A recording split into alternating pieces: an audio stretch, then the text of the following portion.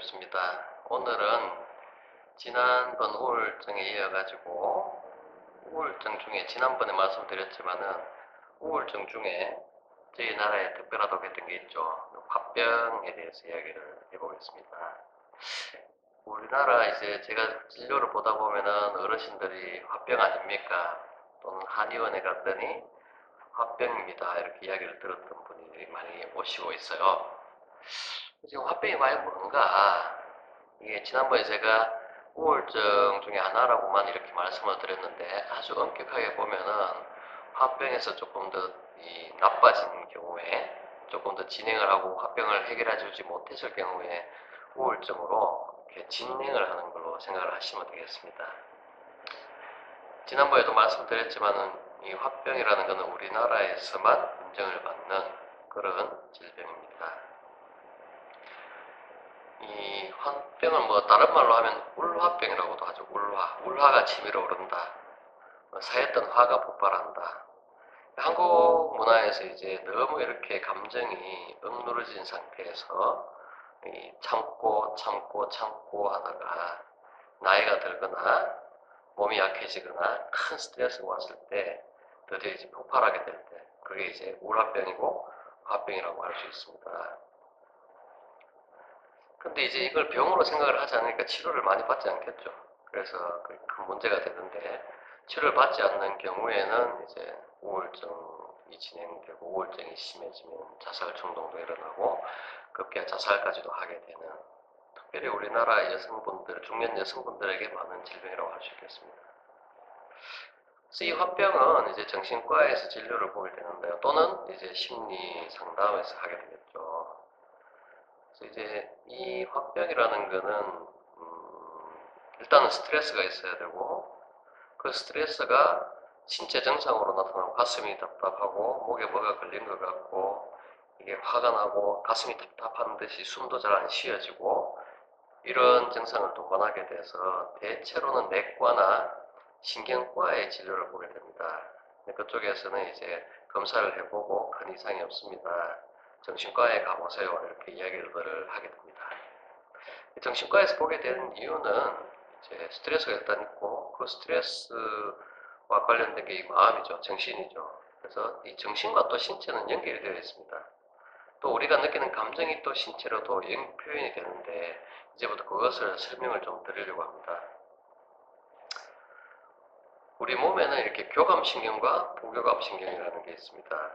그 뇌에서 이렇게 척추 쪽으로 내려가면서 뇌에 중추신경계가 있고 뒤로 내려오면서 이제 이 신체 각 부위를 연결하게 된 신경이 있는데 그 중에 이제 교감신경, 부교감신경이라는 게 자율신경계입니다. 이 자율신경계는 우리가 운동을 손을 이렇게 움직이는 건 제 의도로 움직이는데 이거는 이제 내 의도를 가지고 하는 거지만은 이 자율신경계는 심장을 뛰게 하고 호흡을 하게 하고 더우면 땀이 나게 하고 하는 이런 제가 조절하지 않아도 저절로 작동을 하게 하는 그런 신경이거든요. 그걸 자율신경계라 하고 이 자율신경계에는 이제 교감신경과 부교감신경 두 가지가 있습니다.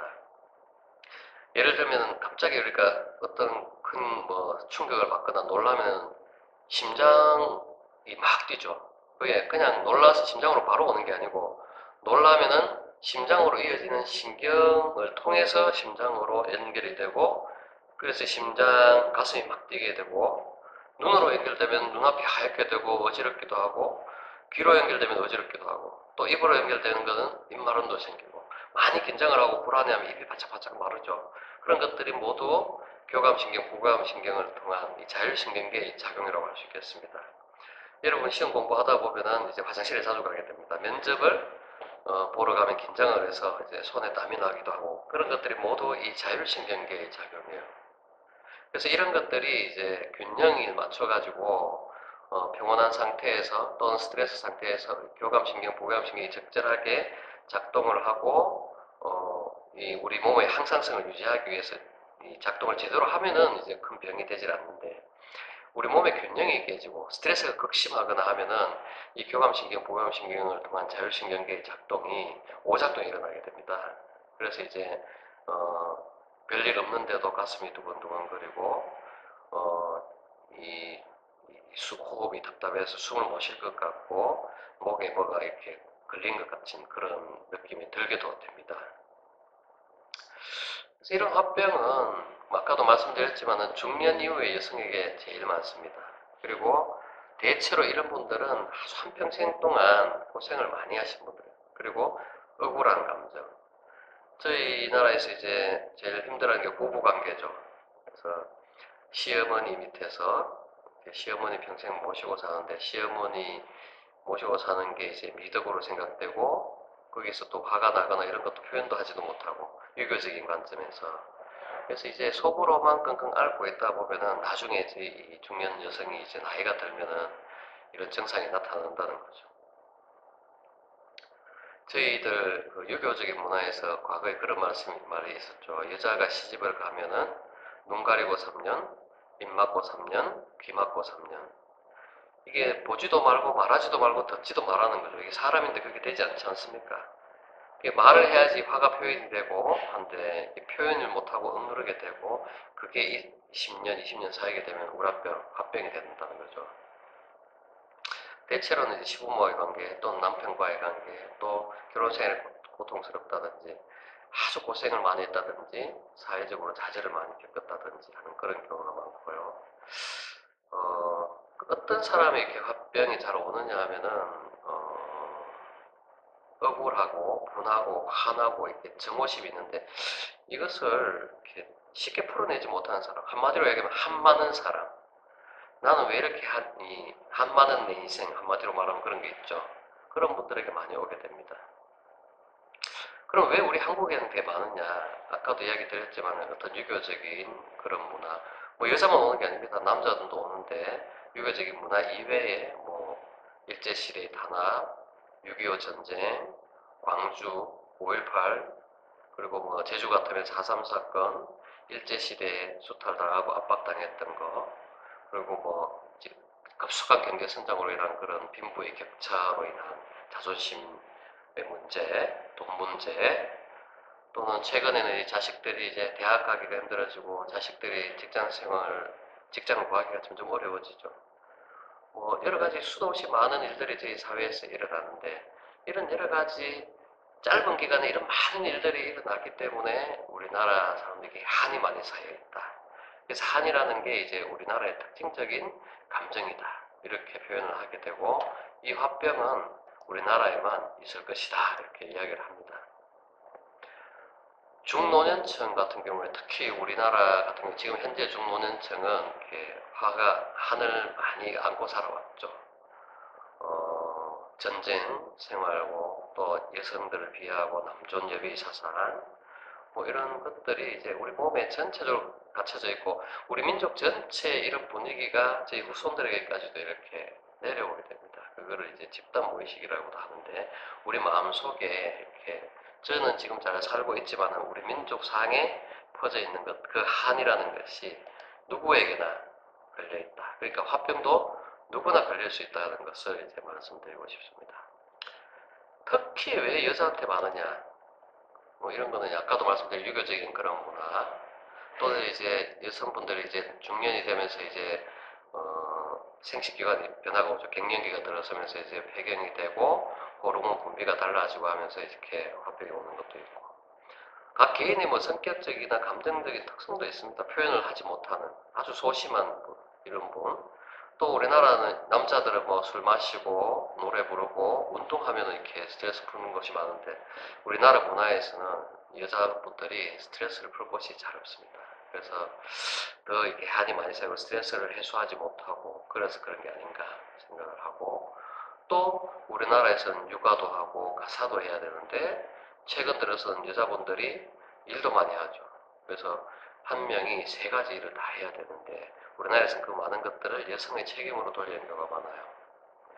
자식이 뭐 잘못되면은 너는 어떻게 애를 키웠길래 이렇게 되냐고 남편이 여성을 나무랍니다. 그게 참 잘못된 거죠.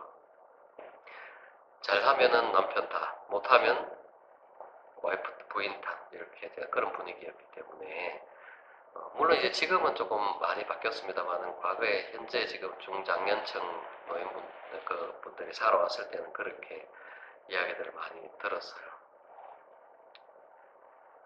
그래서 이제 우리나라에서 여자가 억압을 많이 받고 상처를 많이 받고 스트레스를 많이 받고 화를 풀 길이 없어서 그래서 이제 심지어는 뭐 어떤 할머니들은 신랑하고 같이 옆에 묻히기도 싫어합니다. 그런 분들도 많고 신랑은 뭐 매장을 하되 나는 뭐 이 화장을 해서 날려달라 뭐 이런 식으로 이야기하는 분들도 많아요. 그만큼 평소에 본인의 그 감정 표현을 못하고 살았던 분들이 많죠. 억울하다 이거죠. 여기 이제 예를 들어 58세라는 여자분의 화병인데 이분은 이제 6남매 맏며느리로 시봤습니다. 우리나라 맏며느리 고생이 많죠. 할 일이 많고 거기다 이제 홀 시어머니입니다. 남편은 이제 술을 많이 먹고 5년 전에 사망했고 근데 남편 없어지면은 이제 괜찮을 줄 알았는데 시어머니는 이제 잔소리를 뭐 계속 하게 됩니다.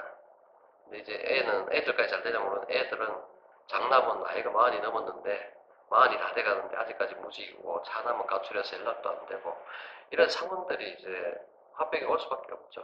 그래서 이런 뭐 우리나라에서 이런 병력을 가지고 있는 분들은 정말 많습니다. 특히 한 60대 가까이 되시는 분들은 시골로 갈수록 이런 상황에서 많이 접하게 되죠. 정신과에 오시는 분들은 이야기를 들어보면 모두가 거의 드라마입니다. 일반인들이 겪지 못하는 그런 이런 억울한 상황들을 많이 겪게 되죠. 물론 이제 아까도 말씀드렸죠. 합병은 여자만 있는 것은 아니에요. 최근에는 남자분들도 육아, 가사도 전담을 많이 하게 되죠. 또 직장에서도 남자가 이제 여자들하고 경쟁을 해야 되고 또 중년기 이후가 되면은 이제 자식들은 이제 커가고 돈이 많이 들어가는데 정리해고 바람도 많이 불었고 IMF도 불었고 해서 이 억울한 일들을 많이 당하게 되는 중년 남성도 이제 화병에 많이 걸리게 됩니다. 시어머니도 거꾸로 걸릴 수 있습니다. 시어머니도 역시 나는 자식을 열심히 키우고 아들을 귀하게 키웠는데 며느리가 와서 내 아들을 뺏어간다. 또는 이제 그 표현을 뭐 하지 못하시면 오히려 며느리와 자식의 눈치를 보고 살아가는 부모님들 그런 분들도 역시 화병에 많이 걸리게 됩니다.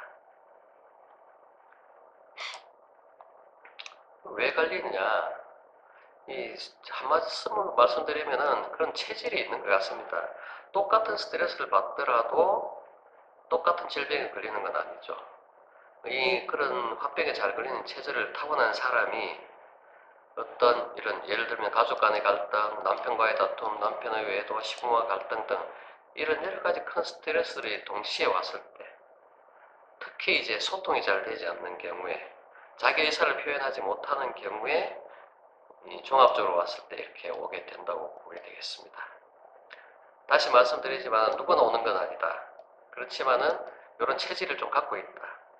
그 주된 스트레스는 가족 간의 갈등, 의사소통의 문제, 자기 표현을 못하는 문제 이런 것들이 종합됐을 때 이제 화병이 오게 되더라 하는 겁니다. 그럼 어떤 성격이 잘 걸리느냐? 대체로 어떤 특정한 성격이라기보다는 좀 고지식 하신 분이 많습니다.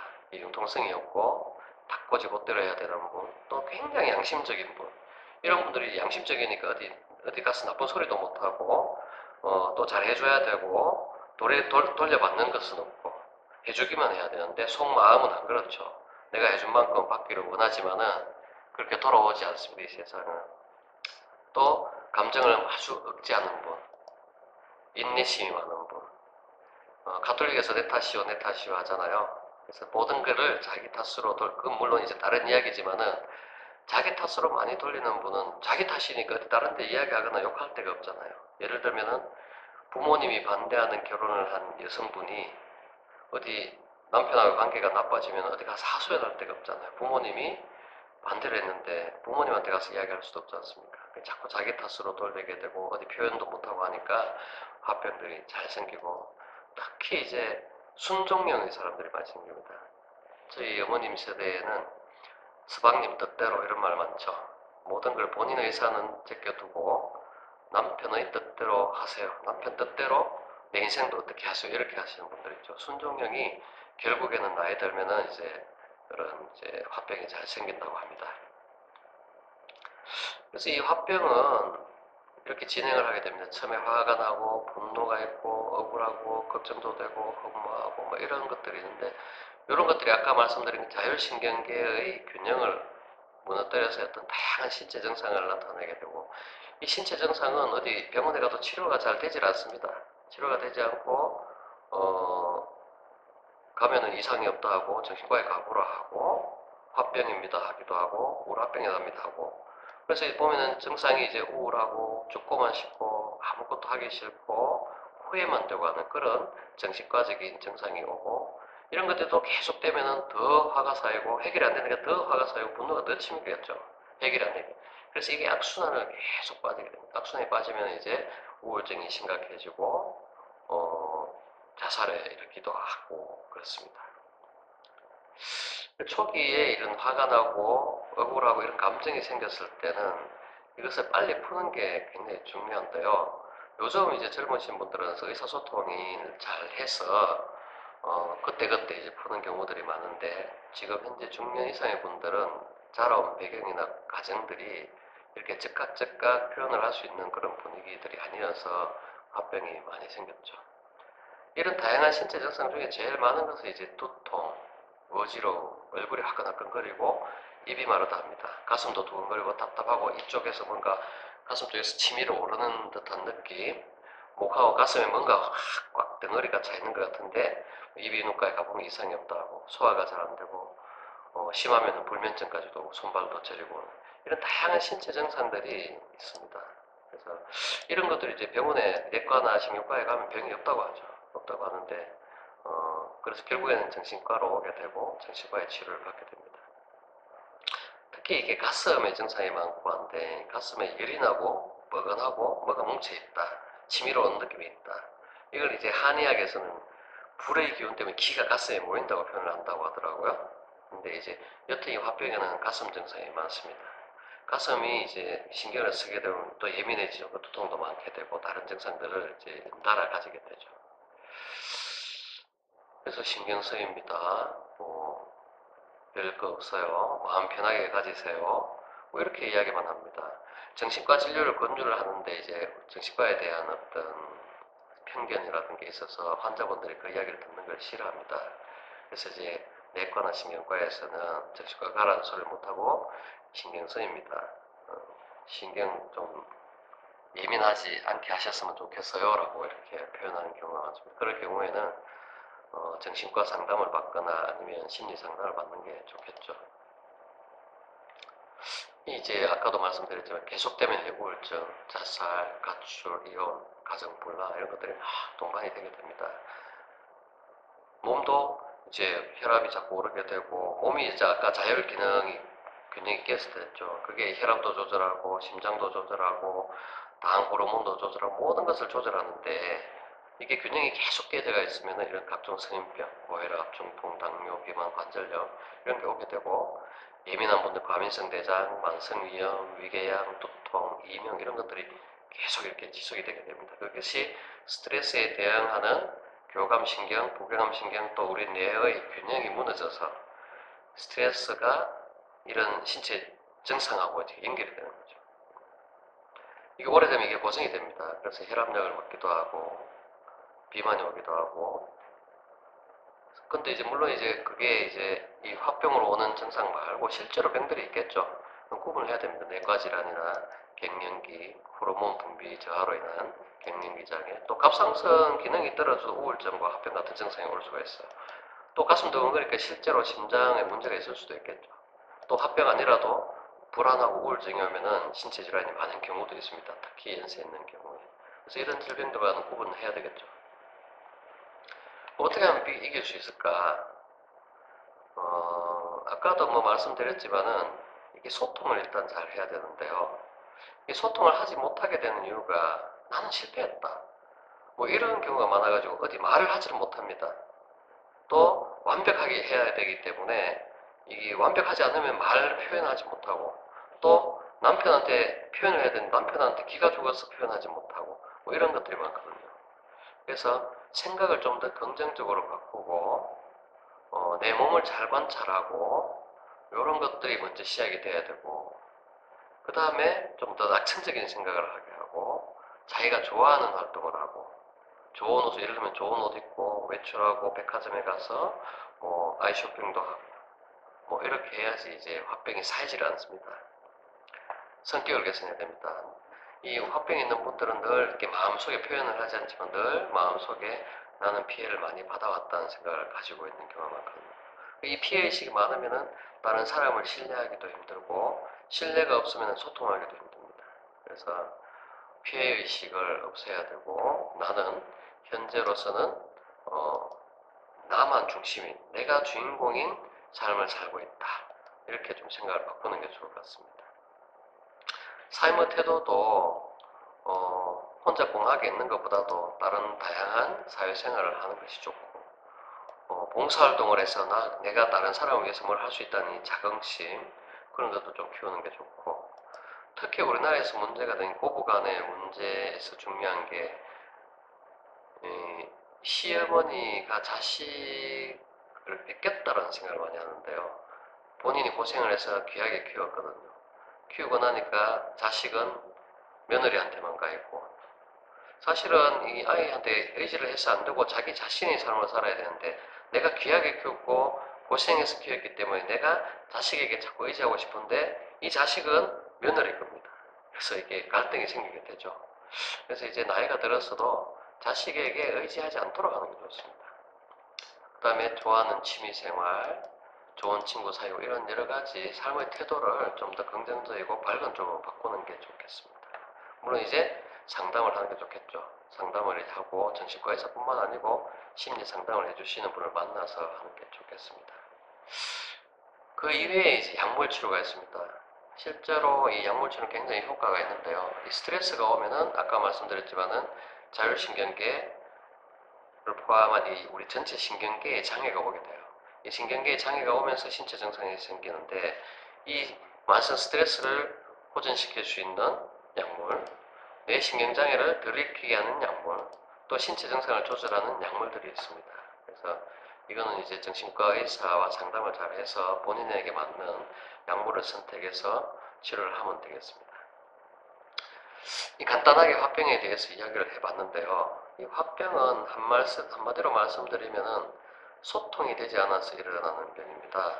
과거에 유교적인 문화에서 말 함부로 하지 못하고 자기 의사 표현하지 못하고 본 것도 못 본 척 해야 되고 들은 것도 듣지 않은 척 해야 되는 그런 엄한 분위기에서 자기 의사를 정확하게 소통할 수도 없었고 들어주는 사람도 없었던 그런 시대의 분들이 화병이 많이 생기는데요.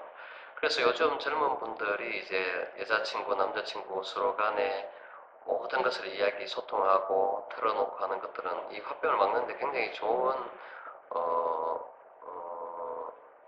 이제 도구가 됩니다. 그래서 꼭 여자친구, 남자친구뿐만이 아니고 지금 현재의 부부간의 갈등을 겪고 있는 분, 고부간의 갈등을 겪고 있는 분들도 의사소통을 먼저 우선시한다면은 좋은 해결이 있으라고 보는데 오해를 하시는 분이 있습니다. 의사소통을 하는 게 화를 내라는 이야기는 아니거든요. 그래서 내가 남편에게 어떤 불만이 있으면은 그걸 아주 부드러운 어조로 표현을 하는 게 그게 의사소통입니다. 이게 내 의견을 표명하는 겁니다. 어떤 분들은 이제 상담하고 가서 막 남편한테 막 화를 내고 막 달려듭니다. 자기 이제 감정을 풀어야 된다고. 그거는 잘못된 겁니다. 그래서 아주 서로 의사 표현을 하되 아주 부드러운 방식으로 자기 속에 있는 마음을 있는 그대로 표현을 하고 또 상대방은 끝까지 잘 들어주는 그런 마음이 필요하겠어요. 그래서 지금 앞으로는 젊은 분들은 화병은 저는 이제 많이 없을 거라고 봅니다. 소통을 많이 하는 세대이기 때문에. 물론 이제 성격에 따라서 소심한 분들도 있긴 하겠지만은 과거에 저희 부모님 세대에서 많이 겪었던 그런 화병들 같은 것은 앞으로는 점점 줄어들 것이라고 생각을 하는데 이 화병이 있는 분들이 치료를 하지 않으면 아까도 말씀드렸지만 우울증, 자살, 뭐 심각한 문제들이 생기거든요. 이게 내가 화병이 아닌가 고민하지 마시고 근처의 상담기관, 치료기관을 찾아서 일단 상담을 한번 해보시는 게 좋겠습니다.